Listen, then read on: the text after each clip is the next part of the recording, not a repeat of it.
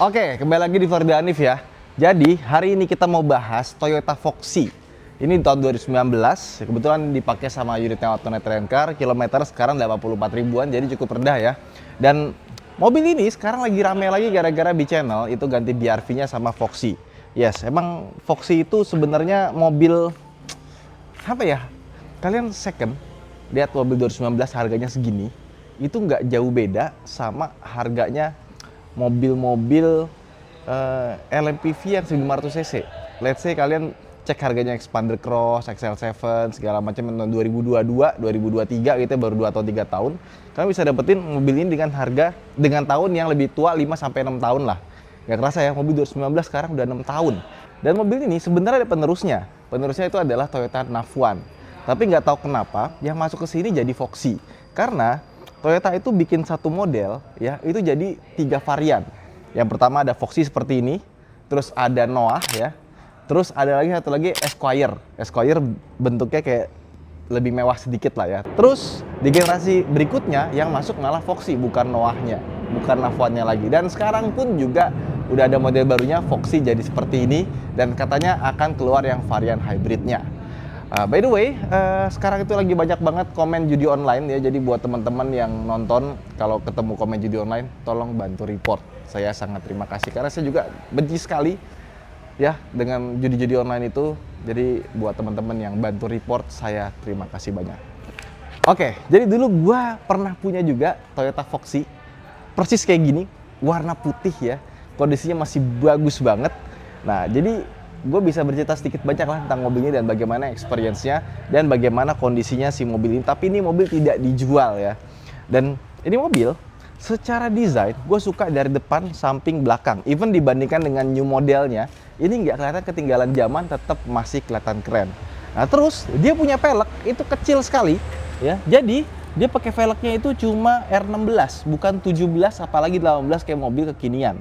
Dan bannya tentu saja sudah ganti ya. Ini kebetulan pakai Dunlop SP Touring, dan mobil kayak gini itu biasanya pasti kaki depannya kena duluan karena dia FWD.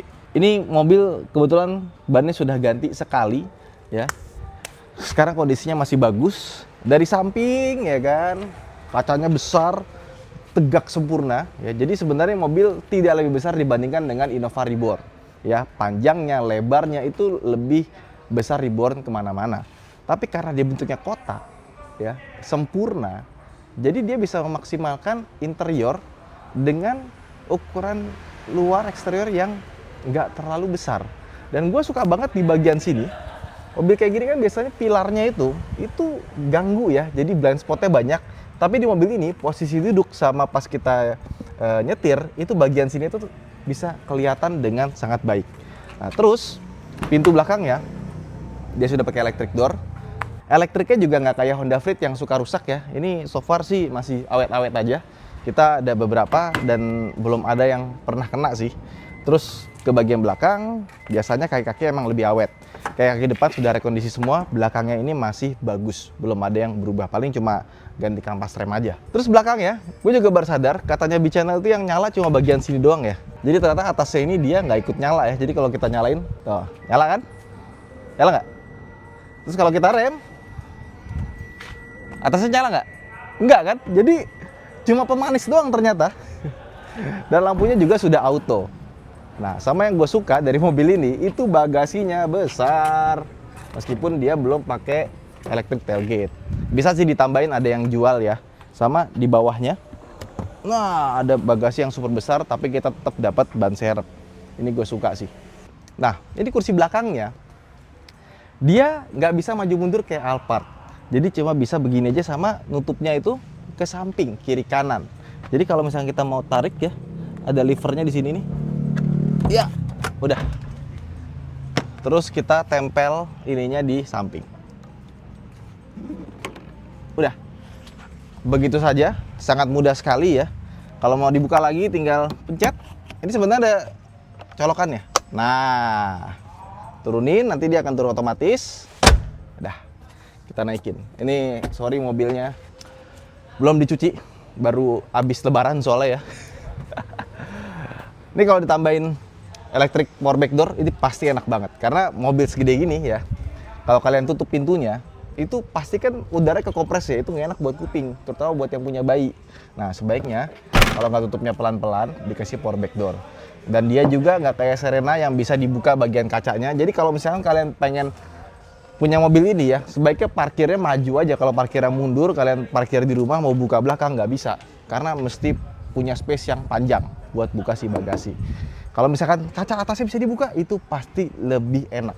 Atau kayak Honda Stepwagon yang lama, bisa dibuka dari samping, yang sepada. Oh keren tuh. Ada yang punya nggak sih di sini?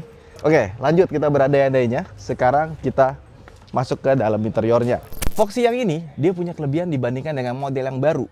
Karena Foxy yang baru sudah tidak dapat lagi panoramic sunroof seperti ini. Jadi ini sunroof depan, belakang.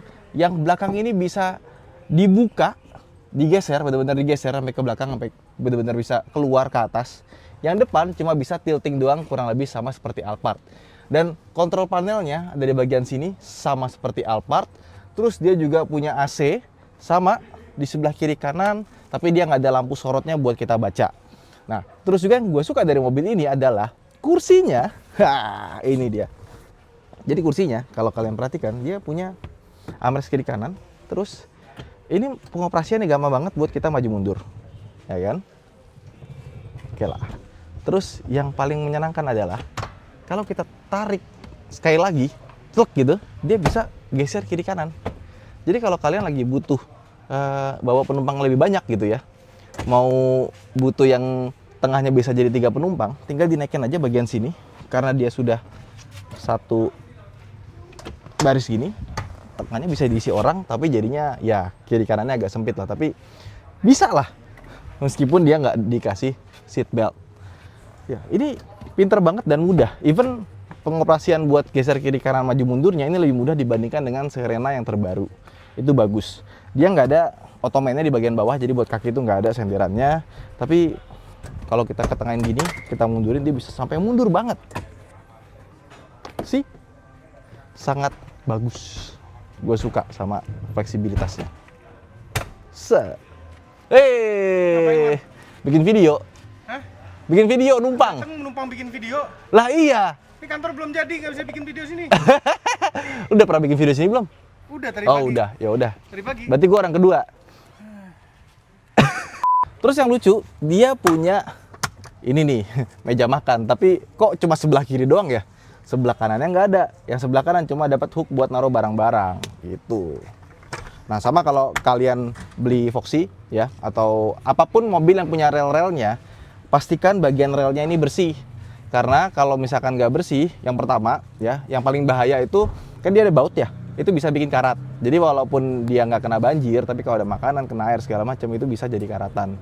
Jadi pastiin punya vacuum cleaner ya. Kalau misalkan bawa anak gitu kan, pasti suka kotor, dibersihkan. Itulah. Dan yang kedua nanti bisa jadi seret. Nah, tapi yang paling penting karat dulu, jangan sampai karatan. Soalnya mobil ini audionya aneh banget, asli. Jadi dia punya speaker, tweeternya tuh di atas dia, dan suaranya sangat tidak enak. Jadi kalau kalian duduk di depan, suaranya kayak dapat subwoofer doang. Aneh gitu. Jadi wajib banget upgrade audio di mobil ini. Sama pintunya nih ya, gue suka karena dia punya kray. Ya, keren kan? Bisa dibuka tutup. Sama kalau mau masuk orang tua, ada pegangan sini sama pegangan sini. Ya, pokoknya kalau untuk interior, ini mobil khas mobil Jepang lah. Cerdas, banyak unik-unik ya. Ke depan yuk. Kita nyalain dulu lah, biar adem. Oke, kita mulai dari AC ya. Jadi penyakitnya Toyota yang sudah punya dual zone dan bisa ada pemanasnya, itu biasanya kalau nggak di Alphard, Harrier di sini, itu biasanya solenoidnya kena. Kalau solenoidnya kena, itu dia nggak bisa ngatur temperatur. Jadi tiba-tiba di sebelah kiri, sebelah kanan, temperaturnya tuh kalau panas terus, dingin terus, pokoknya nggak bisa diatur lah, flapnya rusak. Tapi itu biasa banget. Terus gue suka banget sama interior mobil ini karena dia punya berbagai macam tempat penyimpanan, mulai dari di atas ini, di sini ya. Udah gitu bagian sini juga dikasih kulit ya, kulit sintetis, ada jajatannya pula. Di sini ada laci yang gede lagi ya kan. Nah, di sini ada cup holder 1, 2 dong ya kan, bisa ditutup lagi. Tuh, kalau kita nggak butuh cup holdernya. Udah gitu di bawahnya ada lagi ya, di sini ada colokan listrik buat USB 2,1 ampere ya, 2 biji. Di sini ada tempat bolong juga, ini bisa buat ditambahin kayak mau tambahin lampu atau semacamnya. Pokoknya tempat penyimpanan di sini ya. Tuh ada lagi di sini ya. Itu luar biasa bagus. Gua sangat suka sekali dengan desain dashboardnya. Meskipun dia semuanya plastik-plastik keras ya. Dan so far sih dari beberapa mobil gua nggak nemu yang rattle. Bunyinya itu kret-kret dari belakang aja. Dan kalau kita buka di bagian sini, tuh lihat ada lampu, ada kacanya, nggak pelit nih Toyota di Toyota Foxy ya. Ada tempat buat kacamatanya juga, di sini ada lampu lagi. Pokoknya di mobil ini itu nggak pelit. Pelitnya di mana? Pertama, head unitnya saran gua langsung ganti aja. Ini head unit memang agak sedikit aneh ya. Terus kalau kita kamera mundur, dia ada kamera belakangnya dan kameranya nih kalau malam gambarnya seperti itu. Nah, di atas sini ada layar, nggak begitu besar. Ini buat AC, MID, dan kawan-kawannya dari sini. Ngaturnya dari bagian sini. Tapi lucunya adalah setirnya ini dia nggak ada pengaturan buat kalau kita nyetel musik mau ganti ke lagu berikutnya atau kita mau previous itu nggak ada. Jadi tetap harus pencet dari head unit. Sebaiknya ganti sama setir yang model lain yang dia bisa navigasi juga buat MID, tapi dia bisa ada buat skip songnya. Di sebelah kanan sini ada cruise control ya, tapi ya begitu aja, nggak ada adaptif, nggak ada ADAS-nya, nggak ada lane keeping assist, udah auto untuk lampunya. Sama di sebelah kanan sini ada sensor parking, tapi sebaiknya dimatiin aja. Dan buat buka tutup pintu kanan kiri ada di bagian sini. Kursinya ya, dia sudah kulit, tapi kulitnya itu kulit sintetis dan kulitnya juga sebenarnya nggak terasa mahal, tapi gue suka kursinya lumayan enak dan kita dapat armrest di bagian sini, tengahnya bolong, enak buat naruh macem-macem ya. Nggak ada tempat penyimpanan lagi sih, cuma gini doang, tapi ini sudah lebih dari cukup dan kursinya juga bisa diatur naik turunnya. Jadi ini kursi gue nggak ada problem. Dan yang gue suka adalah power window-nya dia sudah pakai all auto ya. Dan kalau kita buka kacanya ini besar sekali ya. Jadi meskipun mobil ini nggak gede-gede amat, tapi kalau kita ganti kaca film pasti kenanya yang large, extra large. Karena kaca depannya gede, sininya gede ya. Dan ini gue suka di pilar sininya nih, nggak menghalangi. Terus juga airbag-nya juga ada 6 ya. Jadi kalau untuk safety lumayan lah, karena emang CBU Jepang beda. Ya begitulah. Setir sudah tilt dan teleskopik ya. Speedometernya sederhana, nggak ada yang aneh-aneh. Sama di sini tulisan Eco Mode, bisa kita pencet biar jadi Eco. Sama buat ngatur jamnya itu ada di sini tombol-tombolnya. Ini jamnya ngaco sih. Oke, let's go. Gimana rasanya pas kita bawa jalan nih mobil? Oke, sekarang kita udah di jalan. Dan kalau kalian mau cari Foxy bekas, pastikan kalian test drive. Kenapa? Karena dia pakai transmisi CVT. Memang CVT-nya Foxy ini nggak kayak Honda yang banyak trouble ya. Tapi ada juga yang trouble. Jadi saran gue harus dicoba. Kalau dia masuknya ada mulai kasar, jeduk gitu ya. Terus digas, dia kayak ada bunyi kasar atau ada getaran yang nggak enak ya. Itu belum tentu engine mounting. Bisa jadi CVT-nya itu udah mulai tanda-tanda bermasalah dan akan segera putus. Jadi penting banget ya.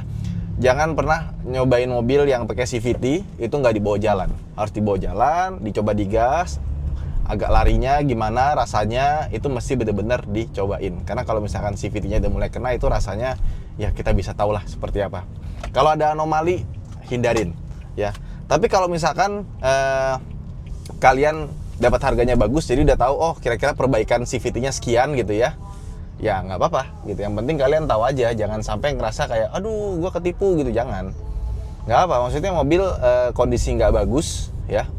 Kalau kalian punya spare buat biaya perbaikan ya it's not a problem gitu. Yang penting dapat harga acquiringnya pertama kali itu murah, belinya murah, kena CVT-nya habis berapa belas juta, tapi karena murah ya wes, jadi sama aja. Oke, lanjut. Dan ini mobil kebetulan bagus ya kondisinya ya. Ya kilometer juga tergolong rendah, 87.000 untuk sebuah mobil 2019. Nggak kerasa mobil 2019 kan udah 6 tahun. Terus mesinnya sendiri ya, kalau engine mounting udah ada rasa getaran sedikit ya. Karena nggak mungkin kalau udah 5 tahun dan 6 tahun engine mountingnya masih bagus tuh kayaknya sedikit sekali. Bahkan ya namanya engine mounting kan dari karet itu biasanya ya itulah lama-lama getas juga gitu. Tapi ini ada getaran tapi sedikit, nggak terlalu berasa lah, masih oke. Nah mesinnya Foxy ini salah satu mesin yang menurut gua oke banget untuk 2000 cc. Ya, seperti gue bilang tadi, dia ini mesinnya sudah pakai valve matic ya. Jadi dia kayak VTEC. Jadi bukan VVTi. Jadi dia bisa di putaran atas, dia bisa camnya tuh ngangkat lebih tinggi. Nah, katanya juga valve maticnya itu juga rawan bermasalah. Ya, tapi gue belum pernah nemuin yang valve maticnya bermasalah seperti apa rasanya. Ya, tapi kalau misalkan kita pakai logika ya, valve matic itu kan dia kayak VTEC, di putaran atas dia naik. Nah, kemungkinan kalau valve maticnya rusak, yaitu dia nggak bisa naik atau udah naik tapi nggak bisa turun. Kemungkinan kan cuma itu ya. Kalau dia naik nggak bisa turun, itu pas lagi idle, dia pasti kayak mobil pakai big cam tuh yang geletak gitu loh. Ini sekarang jalannya begini ya. Aku udah lama nggak lewat sini. Ini di bawah kolong tol Andara ya. Kayak ini loh. Kayak apa ya, Rea? Kayak tempat pembuangan nih. Ada mobil-mobil rusak di situ ya. Ada sampah. Oke, udah lama banget gue nggak lewat sini. Lanjut. Dan kalau misalkan valve maticnya nggak bisa ngangkat, sebaliknya, ya paling putaran atasnya ya terasa lebih boyo aja. Udah cuma itu doang gitu. Dan valve matic ini teknologi yang sebenarnya udah dipakai Honda lama ya, di VTEC namanya mereka tuh. Tapi di Toyota itu kenapa nggak semua mobil dikasih valve maticnya? Kan apa nggak enak kali slogan ya, valve matic kick in yo, kayaknya nggak enak gitu. Tapi ini mobil performanya, putaran bawahnya enak, putaran atasnya juga enak ya. Jadi meskipun dia bodinya besar, kotak gitu ya, 2000 cc nya ini udah lebih dari cukup. Kalau kalian biasa bawa Nissan Serena yang 2000 cc nggak pakai hybridan gitu, nggak pakai e-power, ketemu Foxy, berasa ini mobil lebih laju ya, sama cukup lebih irit dibandingkan dengan Serena. Tapi ya kembali lagi, 2000 cc seperti ini, seirit-iritnya mobil ini jangan dibandingkan dengan mobil yang 1500 cc. Jadi kan secondnya udah murah ya. Daripada beli Expander, Stargazer, Avanza, upgrade lah ke Foxy. Pas dicobain, kok boros? Ya, tergantung perbandingannya apa. Kalau perbandingan sama Serena, menurut gua ini masih lebih irit. Makanya Foxy ini sebenarnya mobil yang secara driving quality-nya gue lebih suka dibandingkan dengan Zenix. Even dibandingkan dengan mobil yang 1500 cc, gue lebih suka ini. Ya cuman, ya itu aja. Dia bentuknya kotak sempurna itu. Nggak semua orang suka dan kesannya kayak MPV banget gitu. Kalau dipakai buat harian gitu, buat ngantor, kesannya kayak mau mudik gitu. Iya nggak sih? Kayak mau mudik. Suspensinya masih oke. Sama kalau misalkan dipakai kecepatan tinggi ya, kolongnya berisik. Udah gitu juga peredaman kabinnya, lihatnya suara motor segala macem B aja, nggak wah gitu. Even dibandingkan dengan 1500 cc gitu, Stargazer atau Expander atau XL7, peredaman kabinnya mungkin bisa dibilang sekelas, tapi kolongnya lebih berisik. Itu aja. Jadi pakai ban yang silent. Terus yang kedua, pasang peredam aja. Ya, itu insya Allah bisa menambah kenyamanan dari mobil ini. Kalau misalkan peredam bodi terlalu mahal ya, yang kolong aja minimal. Dan mobil kotak seperti ini biasanya bodinya kalau udah lama itu agak kriat-kriat ya, karena kan bodi itu kan dari plat besi yang disambung. Terus kalau misalkan kena jalan jelek, dia kan akan flexing ya, akan goyang ya. Nah lama-lama itu dia makin lemes, udah nggak kaku lagi. Nah itulah yang biasa bikin bunyi kriat-kriat. Tapi kalau ini gue sih belum nemu ya. Lu ada nemu nggak tadi sepanjang jalan? Nggak nemu ya. Ini kondisi masih bagus ya, tapi nggak dijual. Jadi kalian jangan nawar. Kan kemarin waktu gue bahas HRV udah dibahas yang jelek-jeleknya apa segala macam. Tapi dia bilang wah bias nih karena mau dijual.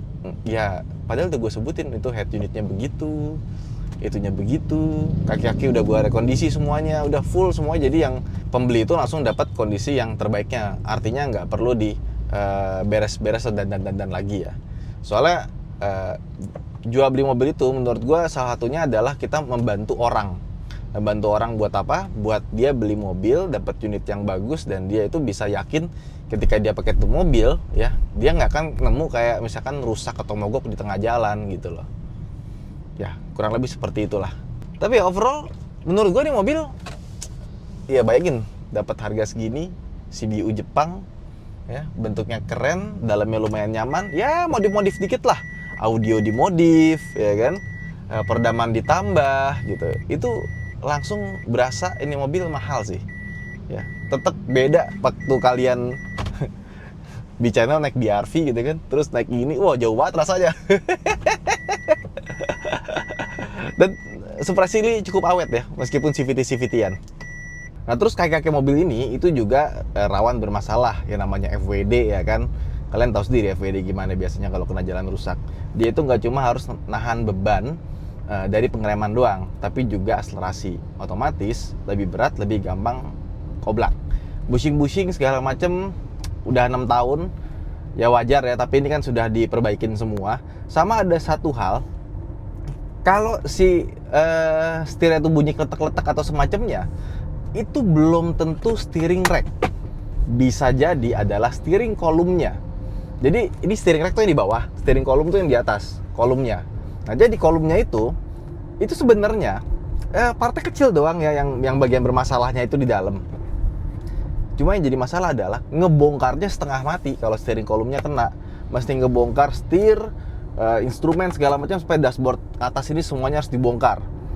Udah gitu, beberapa bengkel ya, kalau misalkan kalian nggak ke ahlinya kaki-kaki atau semacamnya, itu kadang-kadang suka salah. Pas udah selesai, diganti partnya, dipasang lagi, itu menyebabkan tiba-tiba ada aja airbagnya nyala lah, EPS-nya tiba-tiba mati lah. Jadi pastiin kalau misalkan kalian steering kolumnya bermasalah, bawanya ke bengkel kaki-kaki beneran, bukan bengkel umum yang ya tergantung lah. Ya pokoknya intinya kalau kalian ada masalah sama steering kolum, ya hati-hati aja ke bengkel yang biasa benerin Foxy aja. Kalau nggak biasa benerin Foxy, bisa gawat. Itu aja sih. Udah, sisanya kayak mobil biasa ya, yang udah umur segini, perhatikan electric fan-nya udah pernah ganti apa belum, cairan-cairan segala macem. Sisanya sih ini mobil aman ya, nggak ada sesuatu yang bikin mengerikan, takut billingnya besar, itu sih enggak ya, aman-aman aja. Ya jadi itulah Toyota Foxy ya. Menurut gua kalau misalkan kalian punya budget ya hampir 300, ya masih 200-an agak gede dikit ya, ini mobil sangat layak untuk dipertimbangkan. Karena dibandingkan dengan Reborn atau mungkin dengan MPV 15 ya, ini mobil bener-bener menawarkan sesuatu yang lebih ya. Tapi ini nggak dijual by the way. Jadi kalau misalkan kalian pengen cari Foxy, silahkan cari sendiri. Good luck, semoga kalian dapat yang bagus. Saya Danif, sampai jumpa di vlog berikutnya. Bye-bye.